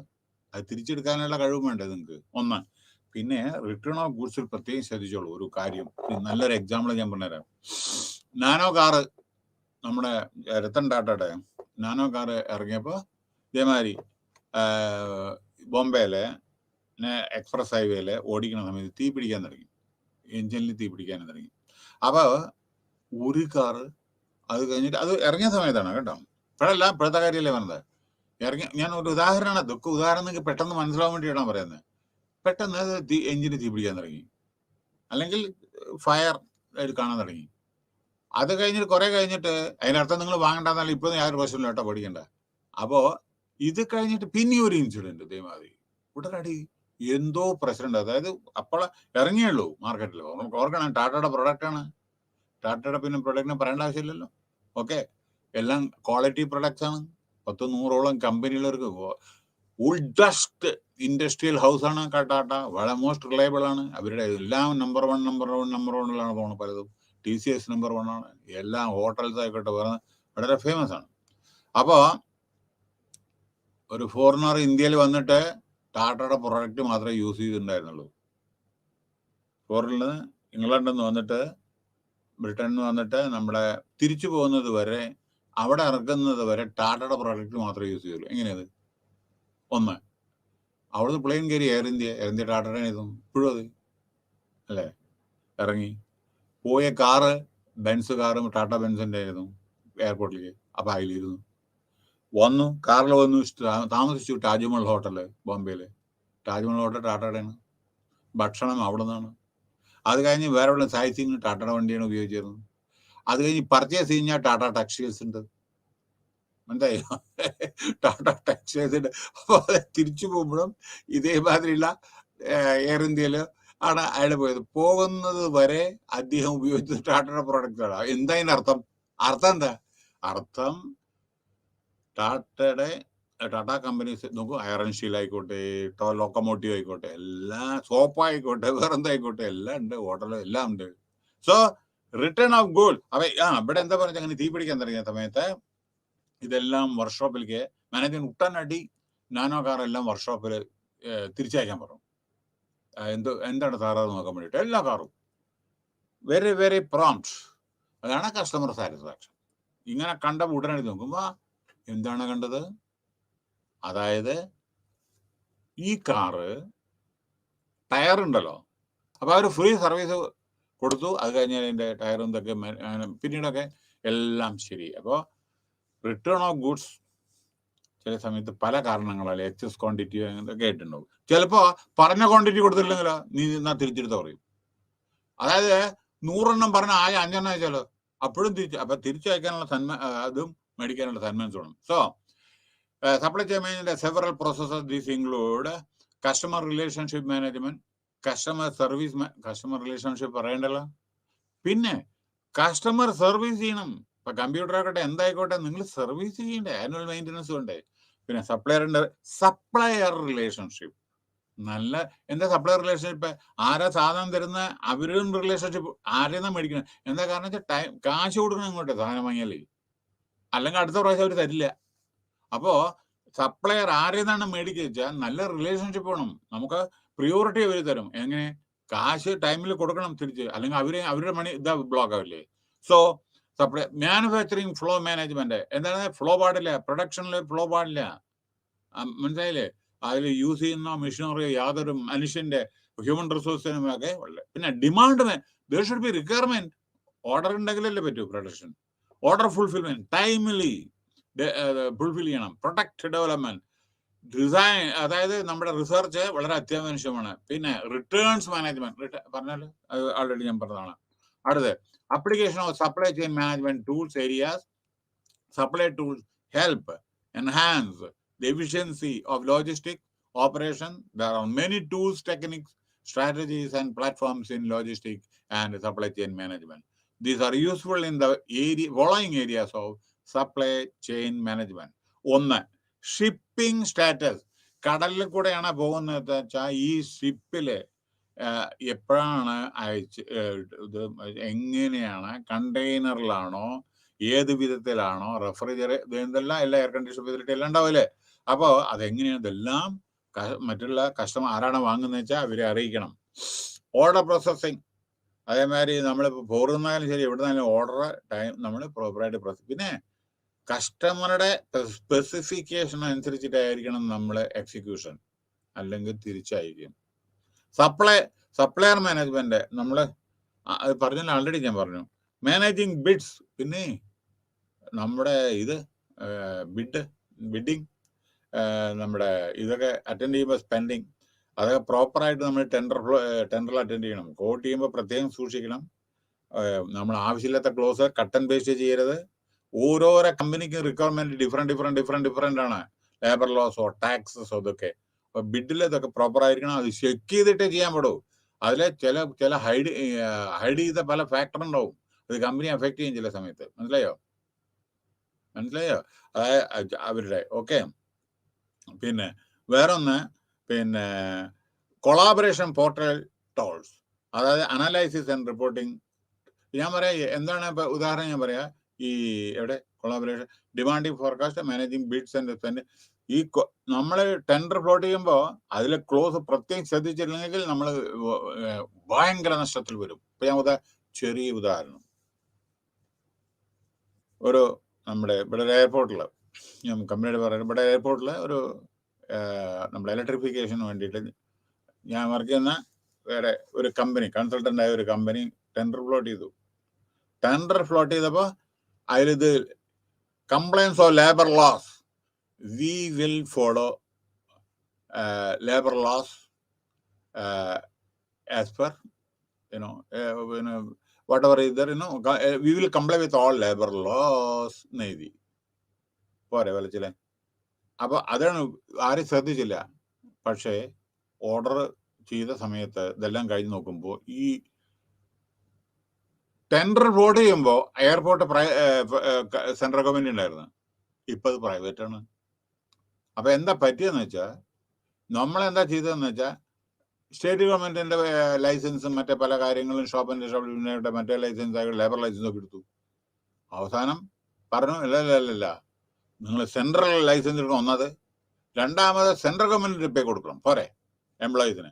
അപ്പൊ even I just went there and executive director, ഇവിടെയാണ് ഞാൻ പറഞ്ഞ പോയിന്റ് വരുന്നത്.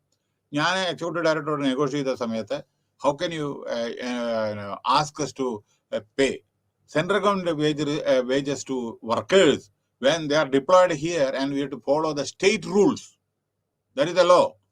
അയാൾ എന്താ പറഞ്ഞറിയോ? ഇവിടെ പ്ലേസ് ഓഫ് വർക്ക്, ശ്രദ്ധിച്ചോളൂ, പ്ലേസ് ഓഫ് വർക്ക് എന്ന് പറഞ്ഞാൽ ഞങ്ങളുടെ എയർപോർട്ടിന്റെ ഉള്ളിലാണ് എന്ന്. പോരെ വലച്ചില് അങ്ങനെ അതുവേണ്ടി ഞാൻ കേൾക്കുകയാണ്. പ്ലേസ് ഓഫ് വർക്ക് പറഞ്ഞാൽ നമ്മളിപ്പോ ബോംബെ ആണെന്ന് വെച്ചാൽ ബോംബെ, അല്ലെങ്കിൽ കൽക്കട്ട ആണെന്ന് വെച്ചാൽ കൽക്കട്ട, അല്ലെങ്കിൽ ചെന്നൈ ആണെന്ന് വെച്ചാൽ ചെന്നൈ, അല്ലെങ്കിൽ ബാംഗ്ലൂർ ആണെന്ന് വെച്ചാൽ ബാംഗ്ലൂർ. പ്ലേസ് ഓഫ് വർക്ക് ആ സിറ്റിയുടേതാണ്. അതനുസരിച്ചിട്ടാണ് നമ്മളിപ്പോ ഇതെല്ലാം HR, CCL. ഇത് പറയുന്നത് എയർപോർട്ടിന്റെ ഉള്ളിലത്തെ ആണ് പ്ലേസ് ഓഫ്. അതുകൊണ്ട് സെൻട്രൽ ഗവൺമെന്റിന്റെ കീഴിലാണ് അത് വരുന്നത്. അപ്പൊ നിങ്ങൾ എല്ലാ എംപ്ലോയീസിനും 2000 എംപ്ലോയീസിനും സെൻട്രൽ ഗവൺമെന്റ് പേ കൊടുക്കണം. പോരെ മനസ്സിലായില്ല ഇപ്പൊ സംഭവം? അവ വളരെ ശ്രദ്ധാപൂർവ്വം നമ്മള് ടെൻഡറിൽ ചെയ്യുക. പിന്നെ സെക്യൂരിറ്റി, ഞാൻ പറഞ്ഞില്ലേ, കോൺഫിഡൻഷ്യാലിറ്റി, കംപ്ലയൻസ് ടൂൾസ് കംപ്ലൈ ചെയ്യുന്നത്. പിന്നെ supply chain management challenges, manufacturing challenges ഉണ്ട്. നിങ്ങളിപ്പോ ഓരോന്ന് നമ്മൾ കാറിലേന്ന് നോക്കിയോളൂ. ഓർമ്മയില്ലേ നമ്മുടെ വോക്സ് വാഗൺ, ഏതിൻ്റെ നമ്മുടെ എയർ പൊല്യൂഷന്റെ കാര്യത്തിൽ എല്ലാ കാറും തിരിച്ചു വിളിച്ചതും മറ്റേ ഭയങ്കര കേസ്, എത്രയോ കോടി കണക്കിൽ USA കമ്പനിക്ക് നഷ്ടപരിഹാരം ചെയ്യേണ്ടത്. അപ്പോൾ ഇത് ശ്രദ്ധിക്കണം. മാനുഫാക്ചറിങ് ഡിഫക്റ്റ് പാടില്ല, ഡാറ്റ അനാലിസിസ് പാടില്ല, പ്രൊക്യൂർമെന്റ്. മാനുഫാക്ചറിങ് ഡിഫക്റ്റ് ഉണ്ടെങ്കിൽ നമ്മുടെ സ്പേസ് പ്രോഗ്രാമിൽ പോവോ റോക്കറ്റ് മേപ്പിട്ട്? Procurement, transportation, customer service. അപ്പൊ the challenges are to be transformed into opportunity. Challenges, അതായത് there should be no resistance to change. നദിയിൽ പെട്ടാൽ, വെള്ളത്തിൽ പെട്ടാലേ ഒഴുക്കിനെതിരെ നീന്തരുത്. കുറെ അങ്ങോട്ട് വെള്ളത്തിനാണ് പോട്ടെ, എവിടെയെങ്കിലും പിടിച്ച് കയറാൻ. നേരെ മറ്റേ ഒഴുക്കിനെതിരെ നീന്തിയാലോ. ടെക്നോളജി ഇങ്ങനെ ഇൻക്രീസ് മാറി മറിഞ്ഞു വരുമ്പോൾ ഞങ്ങൾക്ക് ടെക്നോളജി വേണ്ട, ഒന്നും വേണ്ട പറഞ്ഞാൽ പറ്റുമോ? അപ്പോ we have to transform ourselves and make, it is an opportunity. It could be through productive analysis and manufacture machine learning. അപ്പൊ എന്താണ് പറയുന്നത്? പ്രൊഡക്റ്റീവ് അനലിസ്റ്റ് വേണം. അതായത് നമ്മൾ ഓരോന്നും ചെയ്യുന്ന, അതായത് എക്സസ് മെറ്റീരിയൽ ഉപയോഗിക്കരുത്. അതായത് മെഷീനറി ഏതാണെന്ന് നോക്കണം. അതിൽ ക്വാളിറ്റി ക്വാളിറ്റി കൺട്രോൾ, ക്വാളിറ്റി അതും കൂടി ഉണ്ട്. ക്വാളിറ്റി കൺട്രോൾ എന്ന് പറഞ്ഞാൽ സാധനങ്ങൾ വരുന്ന സമയത്ത് ശരിയായ സ്പെസിഫിക്കേഷൻ ആണോ നമ്മുടെ ഫാക്ടറി ഉള്ളിലേക്ക് ക്വാളിറ്റി വന്നത് എന്ന് നോക്കുന്നതാണ് ക്വാളിറ്റി കൺട്രോൾ. പുറമേ നിന്ന് പർച്ചേസ് ചെയ്യുന്നത് നമ്മൾ പറഞ്ഞ പ്രകാരം, സ്പെസിഫിക്കേഷൻ പ്രകാരം സാധനങ്ങൾ വന്നിട്ടുണ്ടോ എന്ന് നോക്കുന്നതാണ് ക്വാളിറ്റി കൺട്രോൾ ഡിപ്പാർട്ട്മെന്റ്.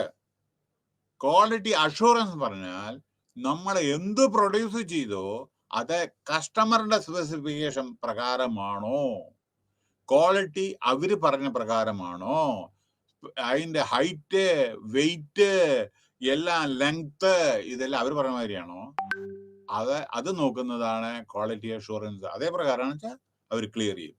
മറ്റേത് ക്വാളിറ്റി കൺട്രോൾ പറഞ്ഞാൽ നമ്മൾ പറഞ്ഞ സാധനം അവർ സപ്ലൈ ചെയ്തെന്ന് വെച്ചാൽ അത്. പിന്നെ സ്ട്രാറ്റജീസ് ഔട്ട്സൈഡ് കറന്റ്. പിന്നെ ഇപ്പൊ നമ്മളെന്താ അറിയോ, നമ്മള് കറന്റ് ബൗണ്ടറീസിലല്ല ചില സാധനങ്ങൾ നമ്മൾ പുറത്തും എല്ലായിടത്തും കൊടുക്കുന്നുണ്ടല്ലോ സാധനങ്ങൾ. ഇപ്പൊ ചൈനയിലത്തെ സാധനങ്ങളല്ലേ ചിലപ്പോൾ നമ്മൾ ഉപയോഗിക്കുന്നത്, ജപ്പാന്റെ സാധനങ്ങളെ നമ്മൾ ഉപയോഗിക്കുന്നത്, കാറായിക്കോട്ടെ വേറെ എന്തെങ്കിലും ആയിക്കോട്ടെ അല്ലേ. അപ്പൊ boundaries R limited. Okay, improve operating technique. ഏറ്റവും നല്ലത് പ്രൊഡക്ഷൻ ഓപ്പറേഷൻസ് നമ്മൾ ഇംപ്രൂവ് ചെയ്തേ പറ്റൂ. So supply chain management. ഇനി ഇതിന്റെ കൺക്ലൂഡിങ് പാർട്ടാണ് ഞാൻ പറയുന്നത്. സപ്ലൈ ചെയിൻ മാനേജ്മെന്റില് പിന്നെ നോക്കോളൂ, is an improvement over the traditional logistic management which help. അതായത് പുതിയതായുള്ള ഒരു കൺസെപ്റ്റ് ആണ്. In the time of delivery of the product to customers, it also plays a crucial role in increasing ഇത് ബിസിനസ് പ്രോഫിറ്റിനെ ഇൻക്രീസ് ചെയ്യാൻ പറ്റും by reducing the overall cost which improves is competitive price. The supply chain management system brings together all the key activities such as purchasing, production, storage, transportation, distribution under a single system. അതാണ് supply chain management. In order to produce and distribute ഓരോ സാധനങ്ങള് decide quality, quantity and right ടൈമില് right പ്ലേസില്. Okay, there is great scope of new generation of supply chain and logistic planning technology based on centralise planning and collaboration. അപ്പൊ എന്താണ് ഞാൻ പറയുന്നത് എന്ന് വെച്ചാൽ, നമ്മുടെ supply chain management there is A scope of new generation of supply chain and logistic planning technology based on centralise planning, centralise planning collaboration. ഇനി നിങ്ങൾ ഒരു ശ്രദ്ധിക്കണം, കൈസൺ. എന്താ കൈസൺ പറഞ്ഞാൽ അറിയാമോ? അതായത് ജാപ്പാനീസ് ഇതാണ്. It is a Japanese business philosophy of continuous improvement. അതായത് നമ്മൾ വർക്ക് ചെയ്യുന്ന കണ്ടിന്യൂസ് ഇംപ്രൂവ്മെന്റ് വേണം, പേഴ്സണൽ എഫിഷ്യൻസി വേണം. അത് ജപ്പാന്റെ വേർഡാണ്. It involves all employees from the chief executive മുതൽ താഴെയുള്ള ആൾ വരെ നമ്മൾ നമ്മുടെ വർക്കിംഗ് പ്രാക്ടീസസ്, പേഴ്സണൽ എഫിഷ്യൻസി നമ്മൾ കൂട്ടിക്കൊണ്ടേയിരിക്കണം. അതാണ് ജപ്പാന്റെ ഒരു മെത്തേഡാണ് കൈസൻ. അടുത്തത് ക്വാളിറ്റി സർക്കിൾ എന്ന് പറഞ്ഞാൽ A group of workers who do the same similar work most regularly. Okay, അതായത് ഒരേ സ്ഥലത്ത് ഒരേ ജോലി ചെയ്യുന്ന ആളുകളെ അവരുടെ പ്രോബ്ലം സോൾവ് ചെയ്യാൻ വേണ്ടിയിട്ട് 10-18 ആളുകൾ ഇരുന്ന ഒരു സർക്കിള്. ഇനി ടോട്ടൽ ക്വാളിറ്റി മാനേജ്മെന്റ് പറഞ്ഞ വിച്ച്, അതായത് എല്ലാ മാനേജേഴ്സിലും ക്വാളിറ്റി മെയിൻറ്റെയിൻ ചെയ്യാൻ വേണ്ടിയിട്ട്, അതായത് communicate with organizational stakeholders to emphasize importance of continuous quality. അതായത് എല്ലാ മോളിന്ന് താഴെ വരെ നമ്മുടെ ക്വാളിറ്റി മെയിൻറ്റെയിൻ ചെയ്യാൻ വേണ്ടിയിട്ടുള്ള എംഫസിസ് ആണ് ടോട്ടൽ ക്വാളിറ്റി. ഇതും ജാപ്പാനീസിന്റെ കൺസെപ്റ്റ് ആണ്, ടോട്ടൽ ക്വാളിറ്റി മാനേജ്മെന്റ്. മനസ്സിലായില്ലേ? ഓക്കെ, അപ്പൊ എന്താണെന്ന് വെച്ചാൽ ഇത്തരത്തിലുള്ള ചില പുതിയ കൺസെപ്റ്റും ജപ്പാന്റെയും ഇതിന്റെ ഒക്കെ. അപ്പോൾ സപ്ലൈ ചെയിൻ മാനേജ്മെന്റിലും ഇതൊക്കെ നമ്മൾ വളരെയധികം ശ്രദ്ധാപൂർവ്വം കേൾക്കുക. Okay, thank you very much. Okay, will meet again.